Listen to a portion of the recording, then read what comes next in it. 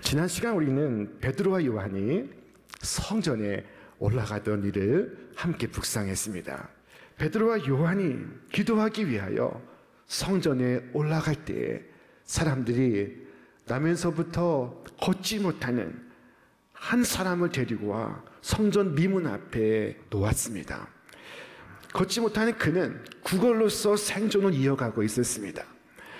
그럼 나면서부터 지금까지 40년 동안을 걸어본 적이 없습니다. 베드로와 요한이 그 자리에 서서 그를 바라보며 말했습니다. 우리를 보라. 내게 은과 금은 없거니와 내게 있는 것으로 내게 주노니 나사렛 예수 그리스도의 이름으로 일어나 걸으라. 이것은 명령이지만 또한 기도였습니다.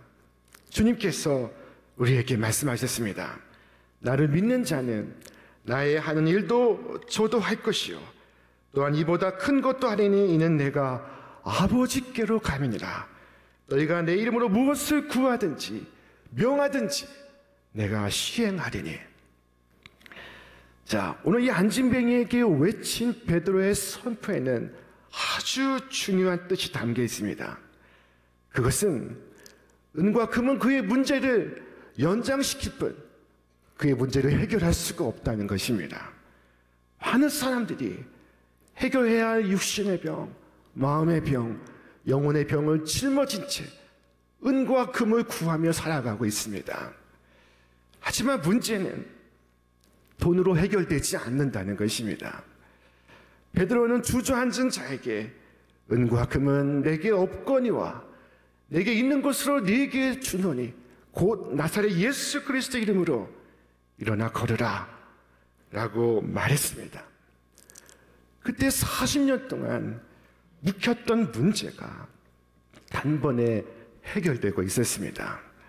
문제의 연장이 아니라 문제의 해결이 이루어지고 있었습니다. 은과 금이 한 것이 아닙니다. 나사렛 예수 그리스도의 이름으로 이룬 것입니다. 여러분, 이처럼 주 예수를 믿는 믿음이 내 삶에 놀라운 일을 날마다 이루어가기를 축원합니다. 이 믿음은 나로 말미암은 믿음이 아닙니다. 이 믿음은 예수로 말미암은 믿음입니다. 예수를 통해서 난 믿음입니다. 여러분, 나로 말미암는 믿음이 아니라 예수로 말미암는 믿음으로 주님께 나오시기를 바랍니다. 오늘도 우리 구주 예수는 살아계셔서 주님을 믿는 자에게 응답하십니다. 주님의 이름을 부를 때 주께서 말씀하십니다. 사도행전 곳곳에는 주의 이름으로 구원받고 병고침 받고 문제 해결을 받는 역사를 끊임없이 발견할 수가 있습니다. 그들은 예수 그리스도 이름으로 구하였고 예수 그리스도의 이름으로 기적을 행하였습니다. 그들은 기도했습니다. 주여, 이 종들로 하여금 담대히 하나님 말씀을 전하게 하여 주시오며 손을 내밀어 병을 낫게 하시옵고 표적과 기사가 거룩한 종 예수의 이름으로 이루어지게 하옵소서. 여러분, 이와 같이 구주의 이름을 불러 문제 해결을 보시기를 바랍니다. 그 이름을 불러 귀신을 쫓아내고 질병에서 자유케 되시기를 바랍니다. 예수의 이름은 우리를 절망의 자리에서, 근심의 자리에서, 염려의 자리에서 일으켜 세웁니다.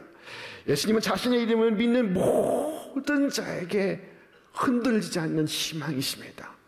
절대 희망이십니다. 이처럼 예수의 이름으로 나면서부터 안진뱅이 된 삶을 살던 이가 일어나자 수많은 사람들이 베드로와 요한을 주목하여 보았습니다.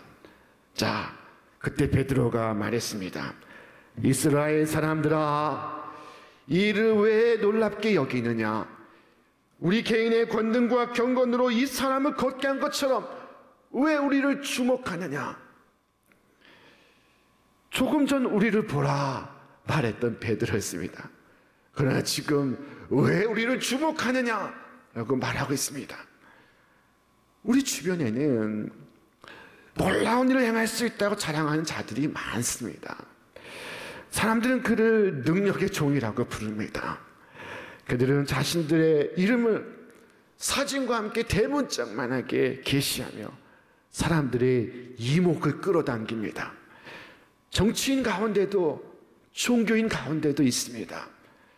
하지만 여러분, 진실한 주님의 종은 결코 자신을 내세울 수가 없습니다. 진실은 자신에게 능력이 없기 때문입니다. 아름다운 하프 소리가 울려 퍼진다고 가정해 보겠습니다. 여러분, 그 소리는 하프가 스스로 만들어낸 소리일까요? 그렇지 않습니다. 하프를 켜는 자가 만들어낸 소리입니다. 그런데 하프를 켜는 사람은 생각지도 않고 하프에다가 열광하고 박수치는 사람이 있으니까. 중요한 것은 그 뒤에 앉아있는 인격입니다. 이적도 그렇습니다. 개인의 능력으로 이루어진 것이 아닙니다. 하나님께서 그를 고용하시어 그를 통하여 이루시는 일이었습니다. 그러므로 그 개인에 대하여 놀랄 것도 크게 존경할 것도 없습니다. 자, 내가 사업을 하고 큰 성공을 거둔다고 해도 마찬가지입니다. 놀랄 것이 없습니다. 모두 주의 은혜요, 주께서 내게 행하신 일입니다. 그러므로 베드로는 매우 의미심장한 말을 하고 있습니다. 우리 개인의 권능과 경건으로 이 사람을 걷게 한 것처럼 왜 우리를 주목하느냐? 우리 능력으로, 우리 경고로 이 사람을 걷게 한 것처럼 우리를 바라보지 말라, 착각하지 마라. 자, 그럼 누구를 주목하란 말입니까? 누구를 바라보란 말입니까? 우리 구주 예수십니다. 사람들이 베드로와 요한 주위로 몰려들 때 베드로는 사람들의 시선을 모아서 예수님께로 인도하고 있습니다. 그 입술이 예수님을 증언하고 그의 손이 예수님을 가리키고 있습니다. 그는 예수의 증인입니다. 그 예수님에 관하여 무엇을 증언하는지 자세히 들어보시기 바랍니다. 그는 두 가지를 말하고 있습니다. 첫째, 예수님의 십자가에 대해서 말하고 있습니다. 우리 말씀 같이 읽겠습니다. 너희가 그를 넘겨주고 빌라도가 놓아주기로 결의한 것을 너희가 그 앞에서 거부하였으니 너희가 거룩하고 의로운 일을 거부하고 도리어 사인한 사람을 놓아주기를 구하여 생명의 주를 죽였다. 너희가 넘겨주고 너희가 죽였다고 말하고 있습니다. 물론 이 말을 듣는 사람 중에 예수님의 십자가 죽음에 관계되지 않은 사람도 있을 수 있습니다. 너희가 그를 넘겨주고 너희가 그를 조롱하고 너희가 그를 죽게 하였다 라고 했을 때 저는 아닌데요, 저는 그날 예루살렘에 있지도 않았는데요 라고 말하는 사람이 있다면 베드로의 이 증언이 틀린 것일까요? 그렇지 않습니다. 베드로의 말인즉슨 그 자리에 없던 사람들까지, 오늘 이 시대에 우리까지 그 책임을 회피할 수가 없다는 것입니다. 자, 예수님을 십자가에 못 박은 것은 빌라도만이 아니라 바로 우리 모두가 예수님을 십자가에 못 박은 것이라고 말하고 있는 것입니다. 그렇습니다. 예수님을 십자가에 못 박은 것이 나 자신입니다. 그들의 죄가 오늘 나에게도 있습니다. 나의 부지와 나의 간사함과 나의 악이 십자가에까지 뻗어 있습니다. 여러분이 주님께서 하지 말라고 하신 일을 행할 때마다 그 주님을 보좌에서 밀어내고 주님의 권위를 인정하지 않고 있는 것입니다. 주님을 조롱하고 있는 것입니다. 내가 그리스도 십자가에 못 박지 않았고 가시 면류관 엮어서 그 머리에 씌우지 않았으며 그 자리에 서서 주를 조롱하지 않았을지라도 나의 입술의 죄와 마음의 죄와 행위의 죄가 그리스도 십자가에 못 박고 있습니다. 그를 조롱하고 있습니다. 우리의 그리스도를 죽이는 죄를 택하였고 구주를 버렸습니다. 베드로는 사람들에게 직접 대놓고 말하기를 두려워하지 않았습니다. 너희가 주를 죽였다. 너희가 그를 십자가에 못 박았다. 너희가 살인한 사람을 대신 도와주기를 구하였다. 이 사람이 아니라 바라바라 하고 그들은 외쳤던 것입니다. 베드로는 청중의 죄를 사정없이 지적하고 있습니다. 주저함 없이 사람들의 양심을 찌르고 있습니다. 복음을 전하는 자는 예수님의 십자가를 가감없이 전할 뿐입니다. 자, 두 번째로 베드로는 예수님의 부활을 증언하고 있습니다. 사람들은 예수님을 십자가에 못 박았습니다. 그러나 생명의 주 되신 예수 그리스도는 하나님의 권능으로 부활하셨습니다. 무지한 백성들이 공모하여 그리스도를 죽음에 몰아넣었지만 하나님께서 그를 죽은 자 가운데서 살리셨습니다. 그 예수님께서 오늘 이 사건 속에 나타나셨다는 것입니다. 안진뱅이를 일으킨 것은 내가 아니라 부활의 주님께서 하신 일이라는 것입니다. 40년간 일어나지 못한 사람이 자리를 털고 일어나 걷기도 하고 뛰기도 하며 주님을 찬양합니다. 이것이야말로 부활의 삶이 아니겠습니까? 부활의 주께서 행하신 일이 아니면 무엇이겠습니까? 이와 같은 부활하신 주님의 능력이 오늘 이 자리에 있는 우리 모두에게, 우리의 자녀들에게 가득하기를 주님의 이름으로 축원합니다. 베드로는 담대하게 그리고 열렬하게 복음을 전했습니다. 베드로는 청중들에게 그리스도를 전하고 나서 이와 같이 말했습니다. 그러므로 너희가 회개하고 돌이켜 너희 죄 없이 함을 받으라. 이같이 하면 새롭게 되는 날이 주 앞으로부터 이를 것이요. 자, 회개란 무엇일까요? 오늘 말씀에 담겨 있습니다. 회개하고 돌이켜. 여러분, 회개는 돌이키는 것입니다. 많은 사람들이 죄를 짓고 그 자리에서 후회를 합니다. 섭섭한 감정이 마음에 생깁니다. 자, 그러나 이 후회는 회개가 아닌 것입니다. 회개는 거기에서 돌이키는 것입니다. 자신이 죄를 지은 다음에 그것이 죄인 줄 알아서 그 자리에서 빠져나오는 것입니다. 온전히 돌아서는 것이 회개입니다. 죄가 어떤 것인지를 깨달아서 가던 발걸음 멈추고 돌아서서 옳은 길 가는 것이 회개입니다. 사도 베드로는 무리들에게 외치고 있었습니다. 그러므로 너희가 회개하고 돌이켜 너희 죄 없이 함을 받으라. 이같이 하면 새롭게 되는 날이 주 앞으로부터 이를 것이요. 이 새롭게 되다, 새롭게 되는 날이라는 이 표현이 이전 성경 번역에서는 유쾌하게 되는 날이라고 번역되었습니다.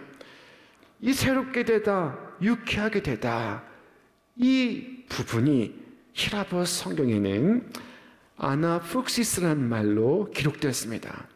자, 이것은 다시 숨을 쉬다 라는 뜻입니다. 자, 지금 상태는 숨을 쉬고 있지 않은 상태라는 것입니다. 여러분 다 숨을 쉬고 계십니까? 그러나 오늘 성경은 여러분이 숨을 쉬지 않고 있다고 말씀하고 있습니다.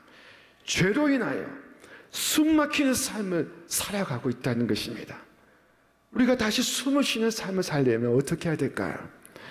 자, 다시 숨을 쉬는 유일한 방법은 회개입니다. 회개를 통하여 죄 없이 함을 받는 것입니다. 죄는 우리를 숨을 쉬게 하고 우리를 죽음에 이르게 합니다. 그러나 회개할 때 우리를 질식케 하는 죄가 제거됩니다. 우리의 지은 죄가 깨끗이 씻겨나갑니다. 이때 비로소 다시 숨을 쉴 수 있게 되는 것입니다. 다시 새롭게 되고 유쾌하게 되는 날이 주님께로부터 임하는 것입니다. 여러분, 이 같은 삶을 살기 원하십니까? 회개만이 길입니다. 새롭고 유쾌한 삶은 회개하고 돌이킴으로써 얻어지는 것입니다.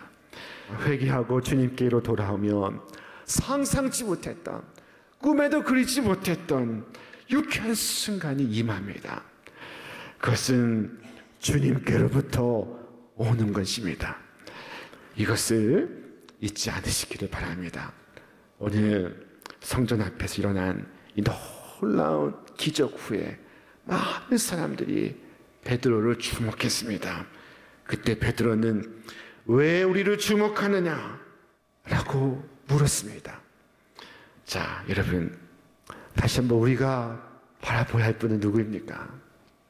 사람이 아니라 예수입니다. 기적이 아니라 예수입니다. 십자가의 예수, 부활의 예수를 날마다 바라보시기를 바랍니다. 놀랍게도 우리는 이 예수님을 바라보지 않고서도 교회를 다닐 수 있습니다. 이 예수를 바라보지 않고서도 예배를 드릴 수가 있습니다. 이 예수를 바라보지 않고서도 성경을 읽을 수 있고 기도도 할 수 있습니다. 자, 동생 마리아는 예수님 발치에 앉아서 예수님 바라보고 예수님 말씀 듣고 예수님 말씀을 경청하고 있었습니다. 그러나 언니 마르다는 주님 바라보지 않고, 그리고 주의 말씀 듣지 않고, 그리고 돌아다니고 있었습니다. 자, 그러면서도 예수 잘 믿는 사람이라고 착각하고 있었습니다. 이것이 무섭습니다. 우리가 주님을 바라보지 않기에 주를 믿는다고 하면서도 주저앉고 넘어지고 시험에 빠지고 낙심합니다. 여러분, 오직 순간순간마다 주님 바라보시기를 바랍니다. 베드로가 그 어두운 밤에 바람이 일고 풍랑이 부는 그 바다를 건너갈 때 주님만 바라보고 걸어갔습니다. 그가 잠시라도 주님 바라보지 않고 바람을 바라볼 때 사정없이 그의 몸이 바닷속으로 빠져들고 있었습니다. 여러분, 주님만을 바라보아야 합니다. 사람이 아닌 주님만을, 기적이 아닌 주님만을 바라보시기를 바랍니다. 기적을 바라보며 주님을 따르지 말고 주님을 바라보며 주님을 따르시길 바랍니다. 그러면 돌아온 삶이 순간순간마다 기적이었음을 깨닫게 될 것입니다. 우리나라 최초의 시각장애인 박사가 있습니다. 그는 조지 부시 미국 행정부에서 백악관 국가장애위원회 정책 차관부를 지낸 강영우 박사이십니다. 자, 한인으로서는 당시 미 정부의 최고위직에 오른 인물이었습니다. 그가 중1 때 누군가가 찬 공에 눈을 맞아서 두 눈이 실명했습니다. 이 충격으로 어머니가 죽었습니다. 아버지가 그 뒤를 따라갔습니다. 졸지에 고아가 되고 말았습니다. 그의 남동생은 철물점에 팔려갔고 여동생은 고아원에 보내졌습니다. 그는 맹인 재활센터에 들어갔습니다. 그가 훗날 이와 같이 고백했습니다. 만약에 제 눈을 하나님께서 뜨게 해주셨다면 저는 소년 가장이 되었을 것입니다. 그러나 나는 눈을 뜨지 못했기 때문에 오직 주님만을 바라봤습니다. 오직 주님만을 바라볼 수 있었습니다.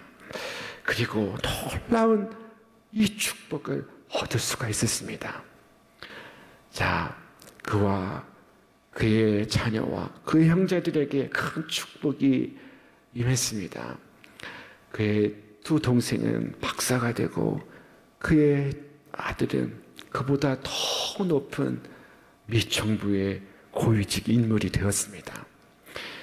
자, 여러분, 오늘 일어난 이 표적으로 병이 나은 사람의 나이가 40세였다고 말씀합니다. 나면서부터 40년간 일어나 본 적이 없는 사람이었습니다.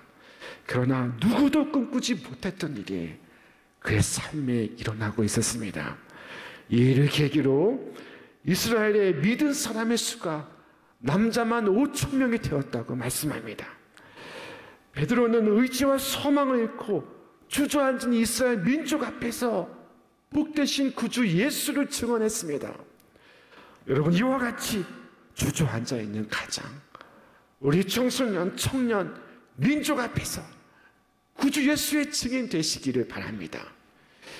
이것이 바로 사도행전이 우리에게 말씀하는 바입니다. 사도행전은 교회가 무엇인지, 성도가 누구인지를 말씀하고 있습니다. 교회란 증인들의 공동체이며 성도란 세상에서 증인으로 주님께 부름받은 자들입니다. 우리 성도는 날마다 삶 속에서 복되신 구주의 증인으로 살아갈 사람들입니다. 베드로는 지금 구주 예수를 증거하고 있습니다. 자신이 주목받기를 거부하고 있습니다. 오직 예수의 이름만 드러내고 있습니다. 예수 이름이 아니고선 주저앉은 자가 일어날 수 없습니다. 예수 이름이 아니고선 죽은 자가 다시 살아날 수 없습니다. 나사렛 예수 이름으로 일어날지어다. 나사렛 예수 이름으로 회복될지어다. 라고 기도하시며 주님을 증언하는 여러분의 매일의 삶 속에, 가정 속에, 일터 속에 생명과 부활의 주님께서 이 놀라운 이적을 차고 넘치게 이루어 주시기를 주님의 이름으로 축원합니다. 축원합니다.